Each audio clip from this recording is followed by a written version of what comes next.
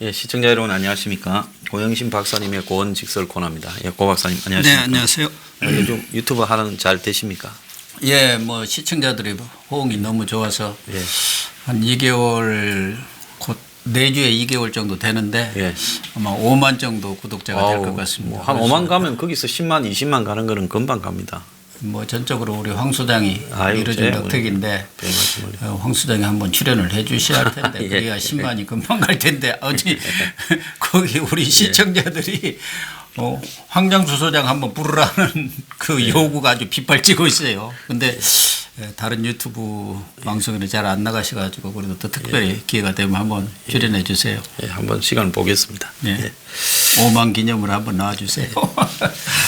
저희가 5만 가는 데는 2년이 걸렸고 저희들이 요즘 오래 걸렸네요. 예, 예. 여기저기 비판을 하니까 지금 10,000명 넣는데 20일 걸렸습니다. 그래서 저희들이 요즘 조금 뭐 이렇게 악전고투를 합니다마는 그래도 뭐 그냥 이렇게 할 소리 하면서 정상으로 가려고 하고 있습니다. 어쨌거나 잘 되셔서. 예. 황 소장이 황교안 대표라든가 나경원 원내대표에 대해서 좀 쓴소리를 많이 하는 편이죠. 다른 유튜버들에 비해서는. 예. 근데 요즘 유튜브 방송도 너무 어떤 특정 정치 세력이랄까 특정 이념에 편향이랄까 경도되어 있다 보니까 모르겠어요. 뭐 시청자분들은 그런 성향에 대해서 또 좋아하시는 분들도 있겠지만 예. 뭐 좀 공정하달까 또 정론이랄까 그런 측면도 사실은 이것도 하나의 언론이기 때문에 간과할 수는 없는 것이고 특히 뭐 황 소장도 뭐 이념적으로 본다면 뭐 보수 쪽인데 예. 뭐 황교안 대표나 나경원 대표한테 무슨 억하심정이 있어서 그러겠습니까? 전혀 뭐 잘 저분들한테 때라고 그런 거 없습니다. 잘 때라고 뭐 이렇게 충고 내지는 조언이라고 봐야겠죠. 그러나 듣는 사람 입장이라든가 또 그거를 지지하는 사람들의 입장에 있어서는 왜 우리를 씹나 오히려 도와줘도 시원찮을 편인데 그렇게 얘기를 하죠. 근데 우리가 권력에 대해서도 마찬가지 아닙니까? 뭐 저나 황 소장이 어떤 권력이든 시시비비를 분명히 가려서 얘기를 하는데 듣는 사람 입장에서는 자기한테 좋은 얘기하고 귀보다란 얘기할 때는 아무 말이 없어요. 예. 그런데 잘못한 것을 잘못했다고 지적할 때는 아주 섭섭해하고 여러 가지로 저 사람 뭐 우리 편 아니네 이렇게 나오니까 참 뭐 우리가 언론에 있을 때나 또 저도 지금 유튜브를 하고 있는데 그런 면들이 상당히 곤혹스럽긴 하지만 그것도 또 유튜브를 하는 사람이 감당해야 할 몫이 아닌가 그런 생각이 들어요. 예. 네. 그래서 이제 저는 그 유튜브라는 부분이 지금 일종의 대한 언론처럼 이제 받아들여지고 있고 기존의 공중파 종편들이 제대로 된 소리를 못 하니까 그렇죠. 사람들이 이제 유튜브를 통해서 그걸 유튜브가 기술적 수준이나 또 일부 질적 수준이 좀 떨어질 수 있지만은 유튜브에 몰린다고 보는데요. 그렇지만은 이제 유튜브를 하는 사람들이 유튜브의 시사 문제를 그걸 너무 자극적으로 한마디로 이렇게 뭐 자극적인 제목을 담고 그걸 가지고 너무 하는 경우가 많대요. 내용을 낚시하거나 참 이래도 되나 할 때가 저는 있어요. 그리고 이제 두 번째로는 아예 뭐 특정인을 지지하면서 그쪽에 줄을 서서 또 특정인이나 특정 정당에 앞잡이 노릇을 하는 모양새로 비춰지면 그거 뭐 그 지지자들은 열렬히 환영을 하겠지만 근데 이게 언론이라고 생각을 하면 대한 언론이라고 생각하면 언론을 하는 사람은 뒤로 누구 만나서도 안 되고 자기가 누굴 지지한다고 노골적으로 이야기하면서 그 언론을 말해서도 안 되고 또 지나치게 돈을 버는데 몰두해서 낚시를 해서도 안 되는 이런 원칙은 지켜야 그게 오래 살아남지 않겠나 이런 생각도 요즘 해봅니다. 저도 전에 공중파는 물론이고 종편에도 이제 오래 출연을 했지 않습니까? 그러다 보면 이제 그 출연자들 패널들의 성향을 많이 알게 되는데 정말 어떤 분들은 자기의 생각과 다른 얘기를 해요. 그러니까 그 어떤 정치적 어떤 야심이 있다든가 꿈이 있는 분들은 이제 그 정파라든가 거기에 맞는 얘기를 하고 나와서는 아유 죄송합니다. 저도 뭐 정치를 하려 하다 보니까 이렇게 얘기하는 분들도 있다고. 그래서 내가 그런 분들한테는 이해를 한다. 당연히 뭐 정치를 하려니까 뭐 자기 생각이 그렇다 하더라도 뭐 어떤 정파라든가 또 특정 정치인을 향한 뭐 구애 작전이든 그것이 뭐 지지선의 지지의 발언이든 예. 그럴 수도 있다고는 보는데 어떤 분들은 그렇지도 않은데도 불구하고 자기 생각과 달리 이렇게 언론이라든가 또 유튜브에 나와서 이렇게 얘기하는 분들도 또 좀 있더라고요. 그런 분들은 참 낯이 참 두껍구나. 황 소장이나 우리 같은 경우는 낯이 두껍지를 못해가지고 할 얘기 있으면 다 하고 조금만 자기 생각과 다른 얘기를 하고 나면은 끝나고 나서도 영 찜찜하고 며칠간 내가 왜 그런 소리를 했나. 또 자기가 얘기하다 보면 자기 생각과 달리 엉뚱한 대로 비하되는 경우도 그럴 때도 있잖아요. 있죠. 예, 그럴 때도 있죠. 그렇게 하는데 뭐 그런 거 아주 그냥 철판을 깐 분들이 꽤 많더라고요. 그래서 내 유튜브에 해보니까 요새 좀 예, 알겠더라고요. 그래서 우리 고영신 박사님께서 직접 유튜브를 지금 촬영 제작까지 하고 섭외까지 하면서 이렇게 하시는데 그래도 지금 금방 이제 5만을 앞두고 있다니까 참 대단한 지금 성취를 하셨다고. 그때 우리 생각이 듭니다. 시청자들도 그렇고 저를 아시는 분들도 아니 그 나이에 그걸 새로 배워가지고 지금 2달도 안 돼서 어떻게 5만 가까이 늘어날 수 있느냐 그런 얘기를 하셔요. 그리고 더군다나 뭐 우리 황 수장 들어오시는 많은 시청자님들도 그러겠지만 좀 약간 중도 좌파적인 성향이 있는 분 아닌가. 그러셔가지고 아마 상당히 오랜 기간 동안 제 유튜브를 보면서 네.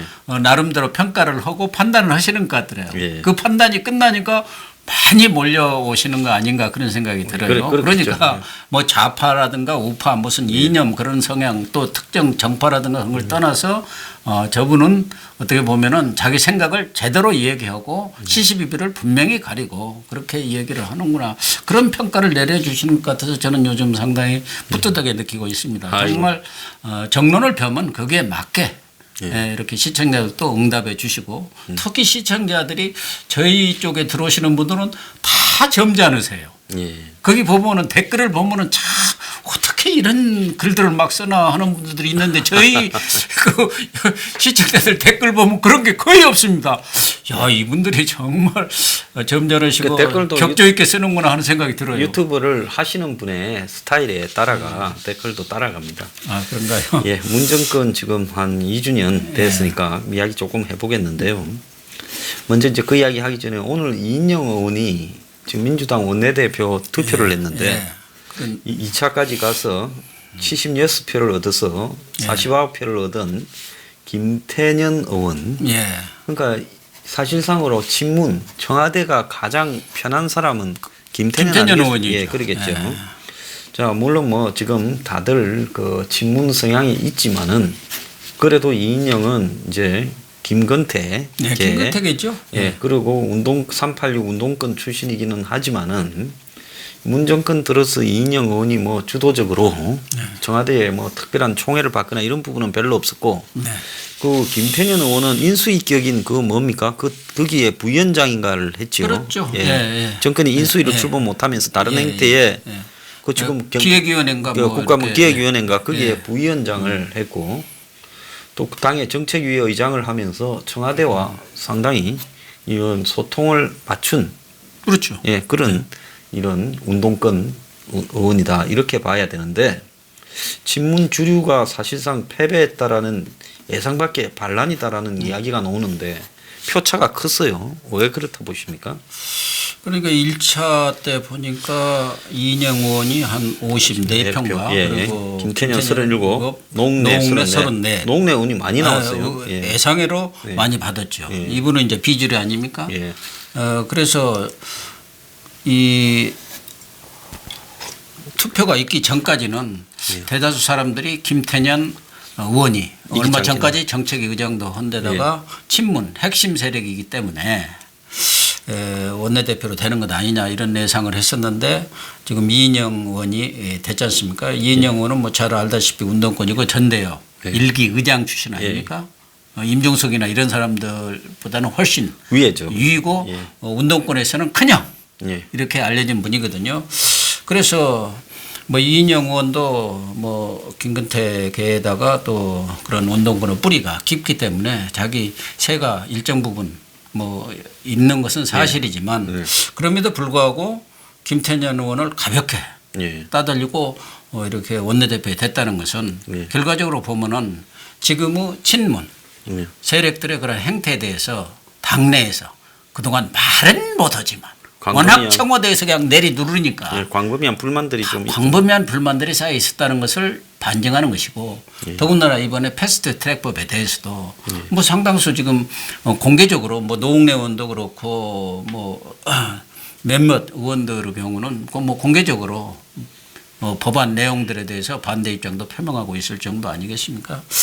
그래서 지금 뭐 문재인 대통령이 지금 2년을 맡고 있습니다만은 국민 모두가 아니 저분이 그렇게 어떻게 보면은 겸손하고 외관상 또 하나는 그 정치적 공감 능력이 꽤 뛰어나신 분이 2년 만에 저렇게 독선 독주 독단의 그런 정치를 펴고 있느냐 일방통일식 정치를 펴고 있느냐 이런 생각들을 다 갖고 지금 실망하는 그런 사람들이 엄청나게 늘어나 본 거 아니겠습니까? 예. 뭐 41.8% 지난 대선에서 이제 이렇게 받아가지고 승리를 했습니다만은 그 선은 겨우 지키고 있는지는 모르겠지만 중도층 이 중도층이 사실은 어떤 당락이라든가 이런 걸 결정해 주지 않습니까? 근데 그 중도층이 어떻게 보면 지난 대선 때는 예.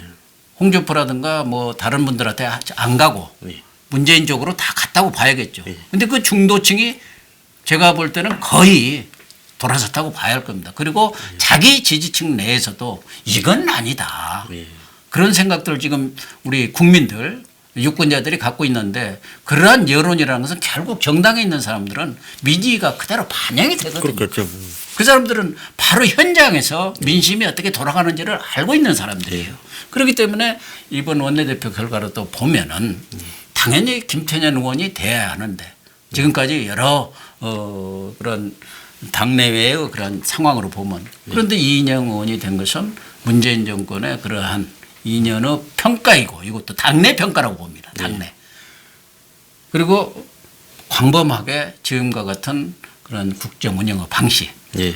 정치의 방식에 대해서 당내에서 그런 일종의 불만 내지는 잠재된 어떤 그 변화의 욕구들이 분출된 것이다. 예. 이렇게 봅니다. 그래서 제가 볼 때는 문재인 대통령이 지금 정말 어떻게 보면 우리 속된 말로 똥꼬집을 너무 부리고 있는데 이제 2년 이것을 계기로 해서 국민한테는 100번 굴복해도 괜찮습니다.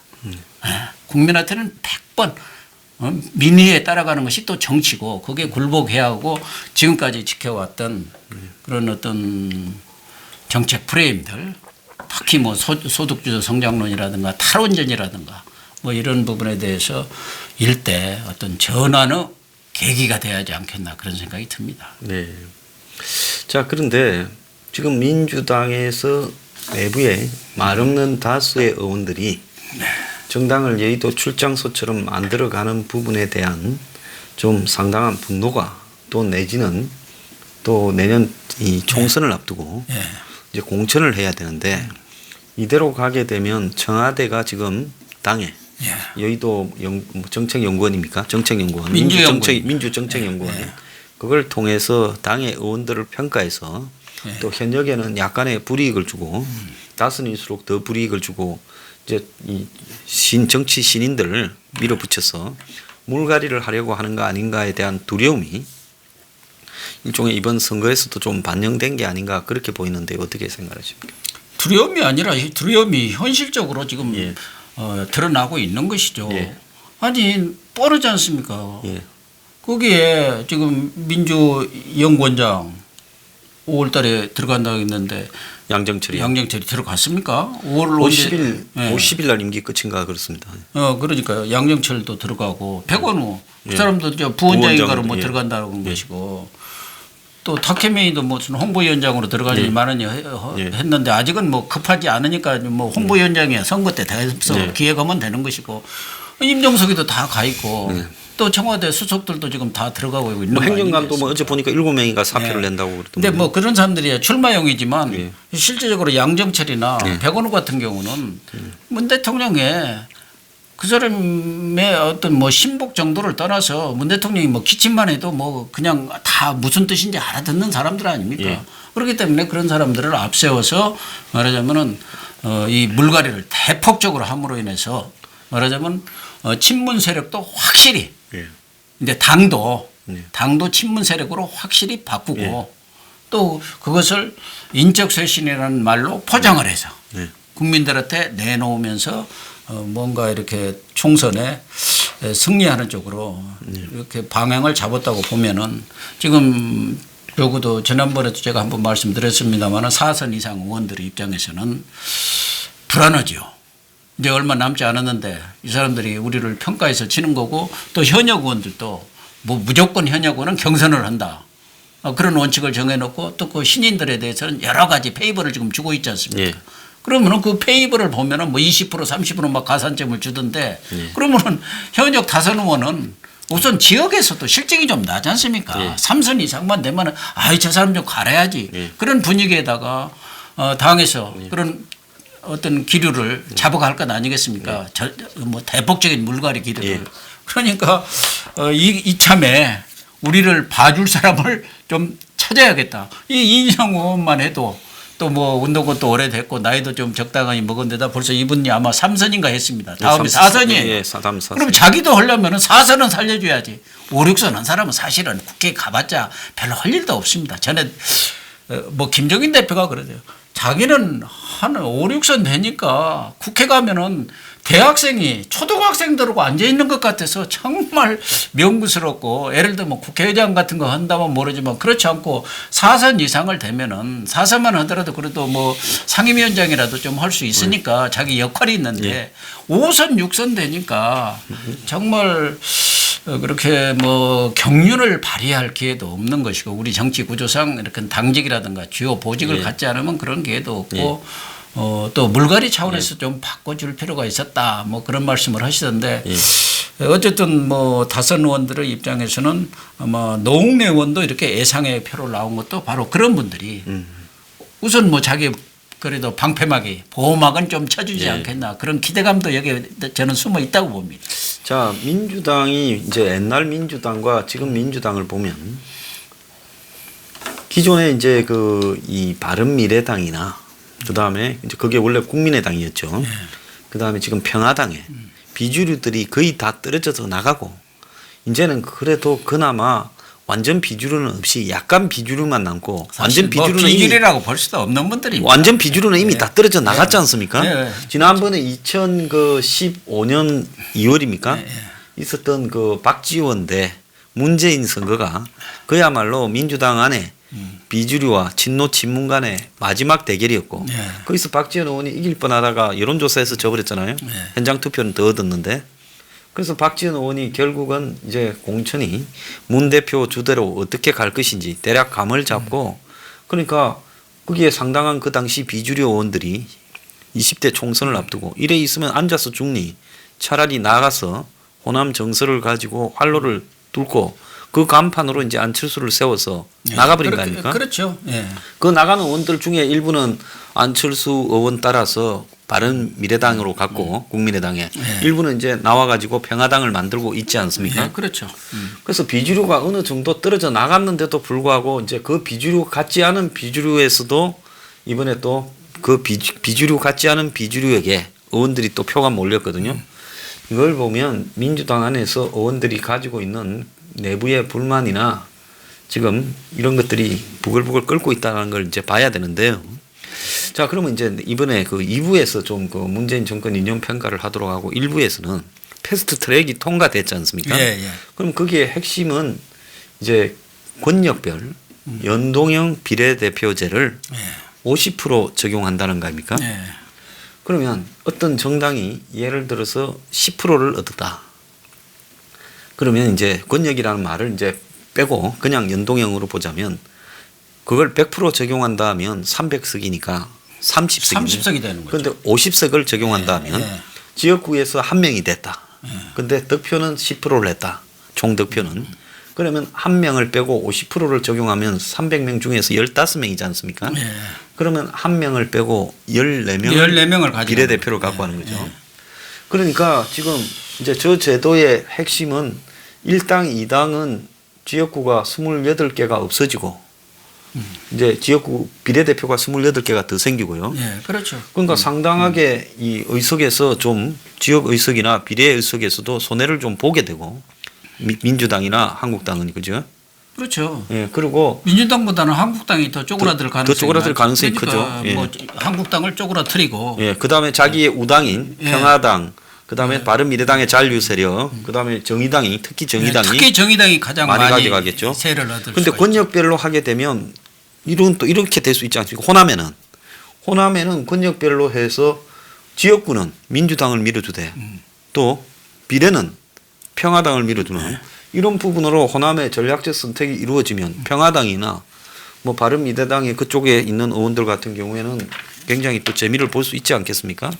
그러니까 민주평화당 같은 경우는 지금 상황에서는 뭐 또 내년 4월 총선 때는 어떻게 될지 모르지만 예. 지역구에서 당선될 사람은 저는 한 명이나 두 명 예, 정도뿐이 안 된다고 지금은 봅니다. 그렇게 또 돼 있죠. 그러니까 그렇다 한다면 이제 결국은 권역별 비례대표 거기에서 좀 얻을 수 있는 거 아니겠습니까? 이번에 이제 사실은 뭐 다른 지역에서는 호남 민평당의 경우 호남 지역 외에서는 그 비례대표도 거의 얻을 예. 길이 없습니다. 예. 권역별로 나눠서 하는 거. 뭐 수도권에 조금 넣을 수 있을지 몰라도 글쎄, 그렇게 거기서도 많이 한 석도 안 넣겠습니까? 나올 걸까요? 그러면 거요. 이게 독일식으로 권역별 연동형 비례대표제로 한다면 독일에 보면 옛날에 어떤 의원이 지역구에서는 떨어졌는데 이 비례대표로 되는 경우가 그게 석패율제라는 거 아닙니까? 예, 석패율제. 아주 애석하게 떨어졌으니까 그 사람을 구제해 주니까. 그래서 이 석패율제가 또 들어가게 되면은 예. 이게 아주 복잡해서 그래서 심상정 의원이 너무 복잡해서 뭘 모른다고 지금 그런 거 아닙니까? 국민들이 다 그걸 알 필요 필요도 없다. 없을 예. 정도.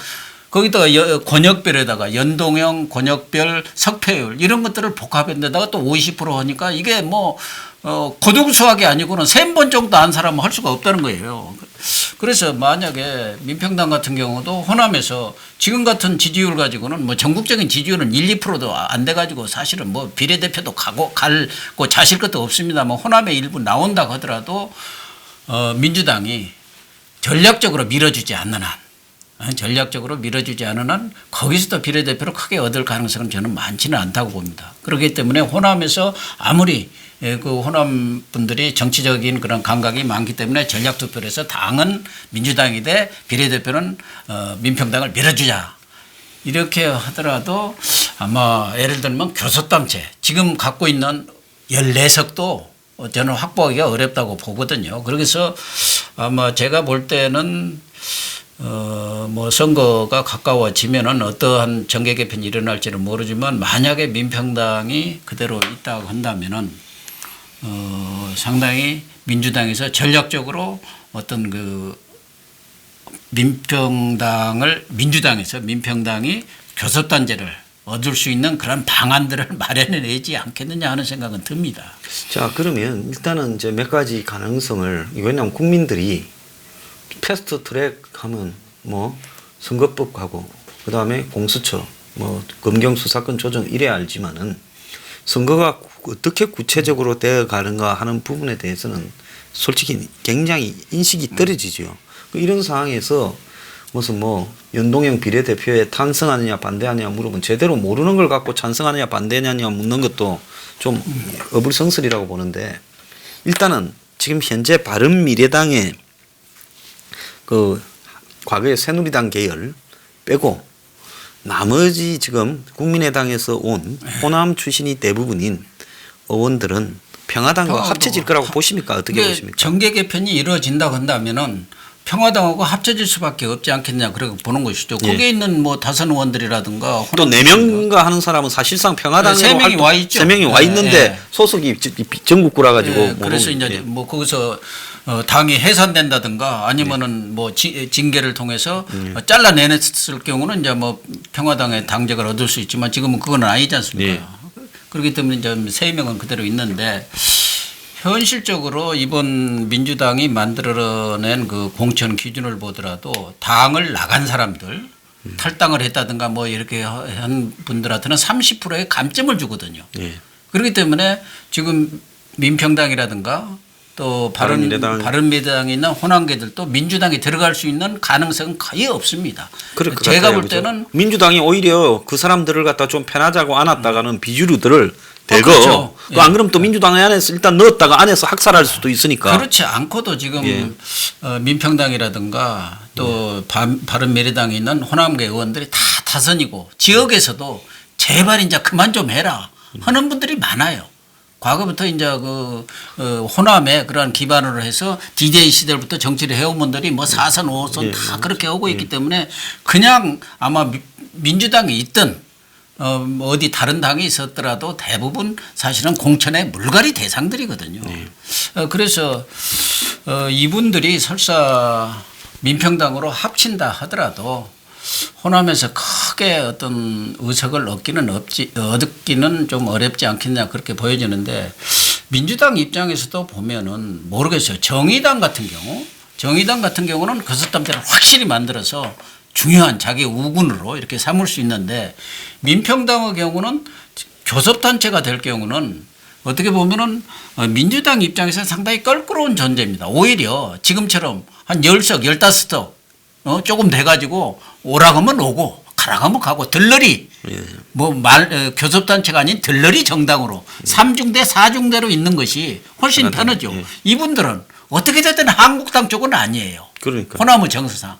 그래서 제가 볼 때 민주당이 지금의 민평당을 말하자면 키워주고 그 사람들한테 교섭단체를 만들어줄 정도로 키우지는 않을 것 같아요. 그래서 제가 볼 때는 겨우 민평당은 간판 정도 유지하는 선에서 그치지 않겠나. 뭐 10석 안팎이랄까 그런 정도가 되지 않을까 보여지고 대신 정의당 같은 걸 확실히 키워나가지 않겠나 그런 생각이 듭니다. 그렇게 본다면 어쨌든 바른미래당도 저대로는 굴러가지는 좀 어렵지 않겠습니까?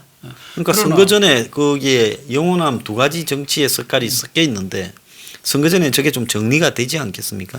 바른미래당은 오늘 이제 김관영 원내대표가 물러났죠. 물러났죠. 사실은 진작 물러나시고 손학규 대표도 마찬가지시죠.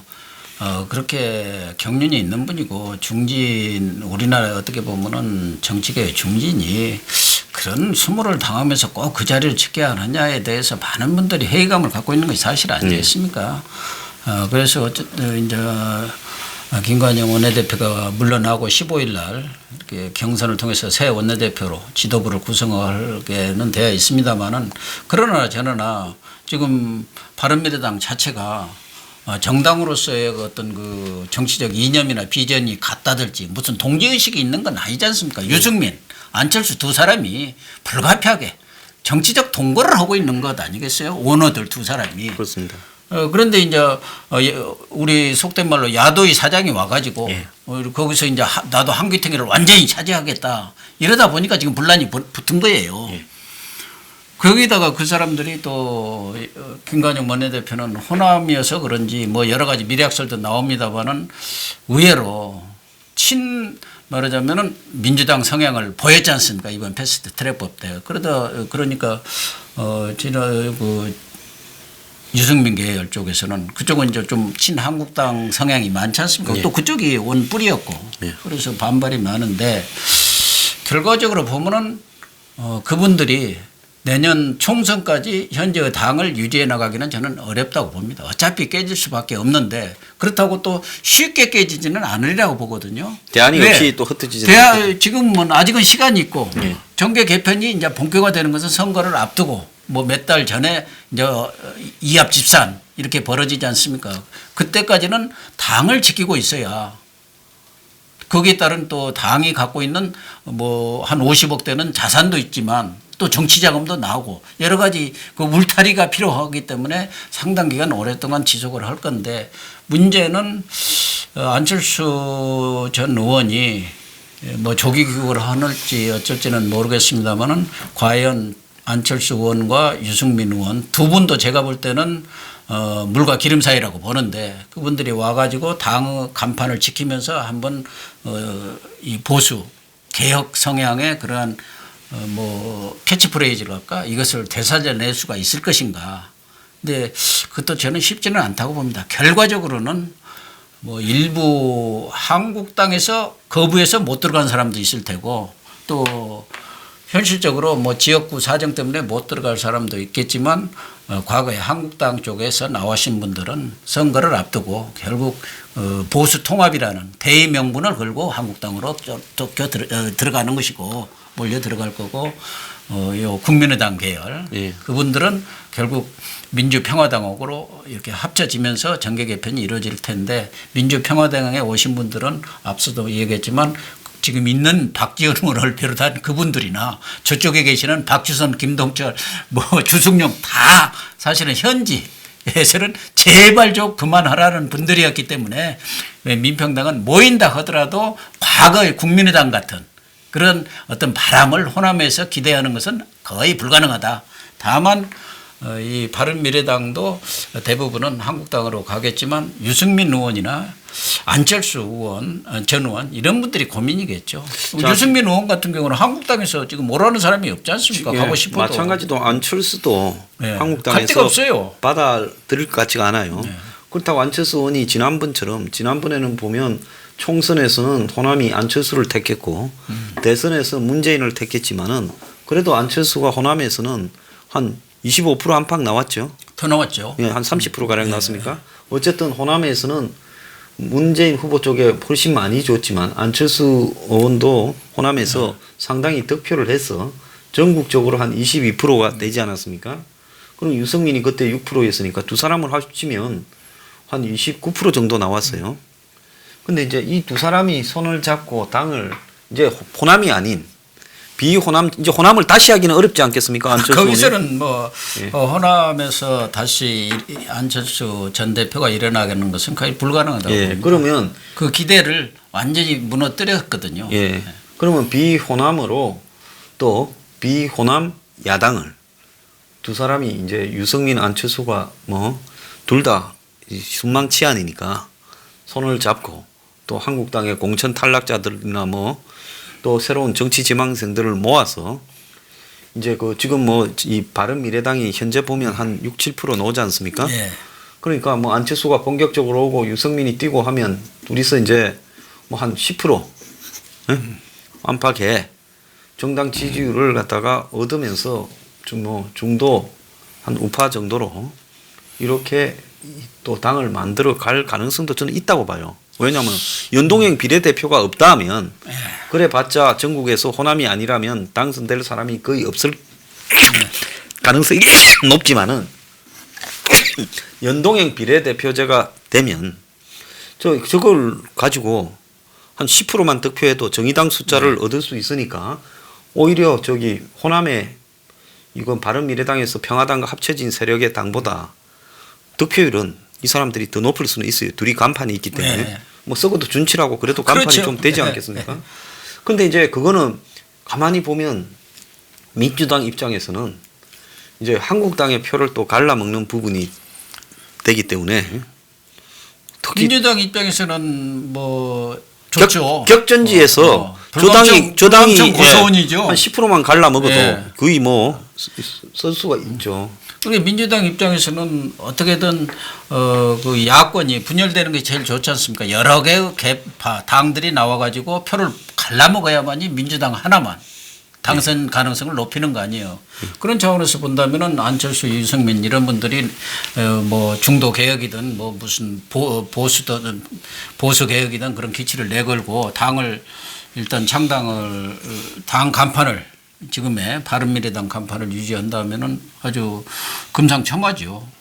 그러나 제가 볼 때는 뭐 이분들이 다시 합친다 하더라도 어떤 국민적 지지를 받기는 현실적으로는 좀 어렵다고 봅니다. 뭐 비례대표는 몇 석 얻을 수 있을지는 모르겠죠. 그렇기 때문에 이번에 뭐 바른미래당이라든가 민주평화당 이런 분들이 뭐 정의당은 뭐 원래 뭐 친민주적인 성향이고 정치적 이념이라든가 뭐 이런 부분에서도 비슷하니까 지지한다고 하지만 이분들이야말로 두 당이야말로 그때 그렇게까지 패스트트랙에 적극적인 지지를 할 필요가 없는데도 불구하고 지지한 것은 그걸 보고 한 것 아닙니까? 연동형 비례대표제에서 그래도 비례대표제 의원을 뭐 7, 8석이라도 얻으면 당의 간판은 유지하면서 자신들의 그런 정치적 어떤 입지를 계속 정치적 잔명을 보조해 나가겠다는 그런 뭐 일말의 기대를 가지고 한 것 같은데 어쨌든 그렇게 돼가지고 만약 유승민, 안철수의 바른미래당이 계속 존재를 하고 네.